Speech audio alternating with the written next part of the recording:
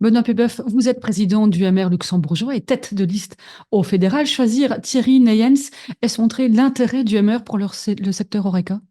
Ah, c'est évident parce que c'est le spécialiste Horeca dont tout le monde peut rêver. Et Thierry a une longue expérience à la fois comme praticien de l'hôtellerie-restauration, mais aussi comme négociateur, fin négociateur et comme défenseur des intérêts de l'Horeca. Donc, c'est évidemment la personne idéale. C'est important pour vous d'avoir sur votre liste un spécialiste, un technicien et quelqu'un qui sache ce que c'est d'être indépendant, vu les difficultés de ce secteur-là en particulier. Ben, par mon expérience politique, je peux dire qu'à certains moments, les politiques se trompent parce qu'ils n'ont pas la connaissance parfaite de toutes les situations.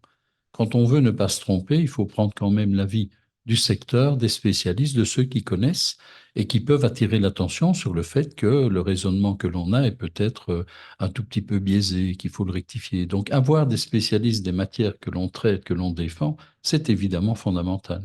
Et le choix de la région, en tous les cas, Thierry Neyens, c'est sans doute là que vous serez le plus efficace. Un challenge tout nouveau à 60 ans. Quels sont les combats que vous voulez mener?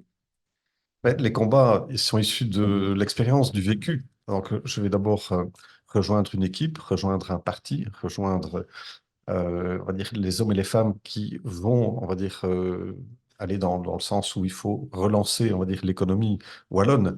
Et l'économie, elle passe par les PME, par les indépendants, les créateurs d'emplois. Et donc, ma pierre à l'édifice, c'est toute cette expérience du vécu pour aider et faciliter en tout cas la vie de l'entreprise, la rentabilité, éviter aussi la concurrence déloyale. Et il y a une compétitivité qu'il faut améliorer dans le monde de l'indépendant en Wallonie. Un grand changement de vie pour vous, puisque vous êtes en train de revendre votre établissement, bien connu, le Pays Féchoff, et vous allez aussi devoir démissionner d'une série de mandats, je suppose, notamment dans la fédération. Alors, dans les statuts des différentes associations, institutions dans lesquelles je siège, effectivement, il y a des choses qui sont incompatibles avec les mandats politiques.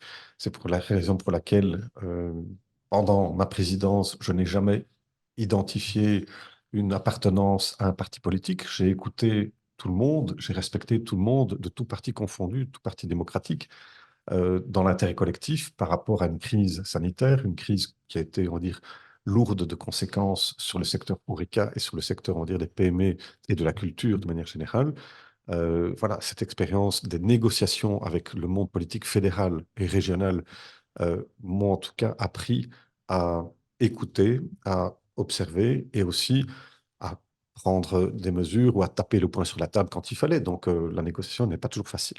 Alors, une question que vous n'aimez pas beaucoup, Benoît Piedboeuf, certains parlent de désamour entre le MR provincial et les élus arlonnais à cause du fameux dossier Vivalia, du recours déposé par le collège arlonnais. Vous n'êtes pas d'accord avec cela, avec cette notion de désamour entre vous et Arlon, Benoît? Je suis toujours surpris de l'imagination de certains commentateurs parce que je ne sais pas où ils ont été chercher ça. Quand on parle de dossier, quel qu'il soit, le dossier Vivalia est un dossier comme un autre. Il est important, mais c'est un dossier comme un autre. Que l'on ait des points de vue différents et que l'on s'explique, c'est une chose. On n'a pas des rancunes tenaces, hein. On est des hommes et des femmes politiques responsables. On a une vision des dossiers, de la façon dont il faut les défendre. Et quelle que soit la manière, quelle que soit la commune, quel que soit l'endroit, on peut avoir une opinion différente. Après, quand on s'est parlé, quand on s'est dit les choses, la vie continue. Et la vie politique, en l'occurrence, elle continue.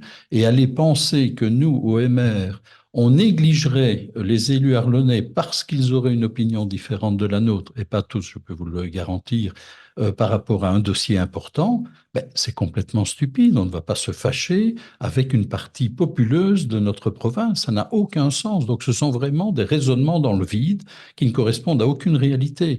On a dit aussi que le ministre Borsu avait tensé les élus arlonnais. Il n'était même pas présent à la réunion parce que comme ministre responsable, il ne peut pas intervenir dans ce genre de discussion.